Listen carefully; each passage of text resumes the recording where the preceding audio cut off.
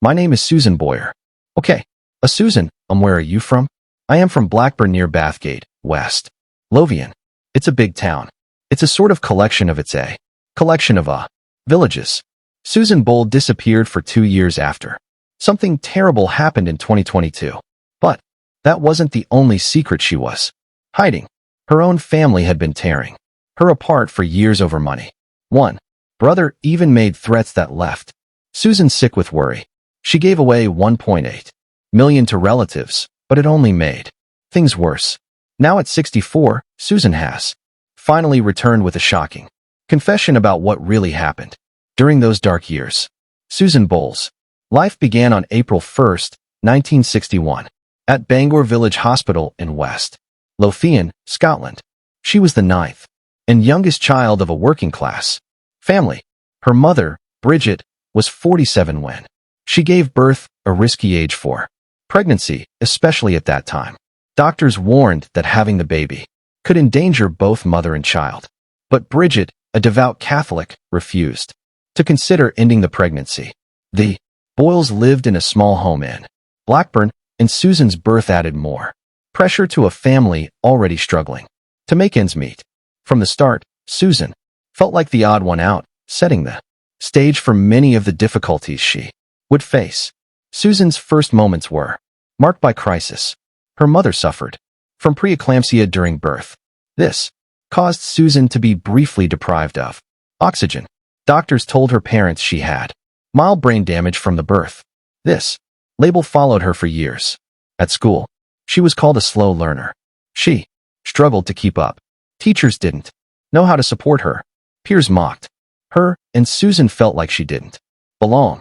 The idea that she was damaged haunted her for most of her life. Home wasn't a safe place either. Her father, Patrick, had fought in World War II. The war left him with deep scars. He returned home angry and unstable. The Boyle household, already tight and poor, became filled with fear. Susan often became the target of her father's violent outbursts. She endured both physical and emotional pain. Even so, Susan later said she loved her father, believing he fought demons he couldn't control. But the damage shaped how she saw herself and how hard it was for her to trust others. School offered no escape. Susan was bullied daily. Her epilepsy caused fainting spells that classmates found funny. They gave her cruel names like Susie Simple and Touchy. Teachers didn't help. Instead, they hit her with a belt, sometimes almost every day. Susan felt small, forgotten, and hurt. Yet, despite everything, this difficult childhood helped her build an inner strength no one saw coming. For almost 50 years, Susan lived with a painful misunderstanding. Everyone believed she had brain damage from birth. Teachers, friends, and family treated her as if she were less capable. In 2012, at age 51, Susan saw a specialist. The truth shocked her. She had Asperger's syndrome, a form of autism, and her IQ was above average. The old label had been wrong. This new understanding finally made sense of her struggles. It gave her relief and pride. Susan could finally see herself clearly, without shame. When Susan was 25, she fell in love for the first time, but her father stepped in and destroyed it. Without telling Susan, Patrick ended the relationship. He answered the phone one day and told the man she didn't want to speak to him. Soon after, the man had a child with someone else. Susan's heart broke. She never forgot that pain. It changed the way she saw love and trust. Forever. While her 8 siblings moved on and built their lives, Susan stayed behind. She became the caregiver for her aging parents. After her father died in the 1990s, she devoted herself to her mother until Bridget passed away at 91. Susan's world became small. She rarely saw friends. She gave up her own dreams to care for her family. While her brothers and sisters built careers and families, Susan felt trapped. In 1995, she took a brave step and auditioned for the TV show My Kind of People. Susan had sung in local pubs and choirs, but this was her first chance at national fame. The nerves were too much. She shook so badly she could barely sing. She didn't Make it on TV. The rejection crushed her, but she kept singing at home and in local spots, holding on to her dream. In 1999, Susan recorded Cry Me a River for a charity CD. Only 1,000 copies were made. The local paper praised her voice, calling her performance heartbreaking, but almost no one heard it outside West Lothian.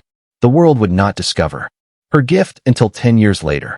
That same year, Susan spent all her savings to make a professional demo tape. She recorded Cry Me a River and Killing Me softly with his song. She mailed the tapes to record labels and TV stations across the UK. No one replied. The tapes disappeared without a trace. Susan felt crushed. It seemed like no one wanted to hear her. In 2000, Susan Boyle's world fell apart. Her beloved sister Kathleen died suddenly and everything changed. Kathleen had always been Susan's biggest supporter.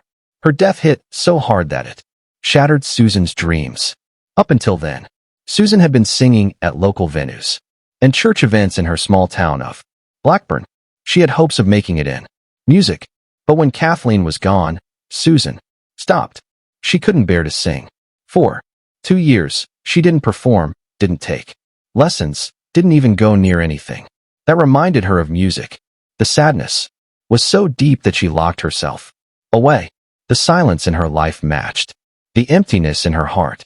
Kathleen had always pushed Susan to share her gift, and now that voice was gone, both the voice of her sister and the one inside Susan herself.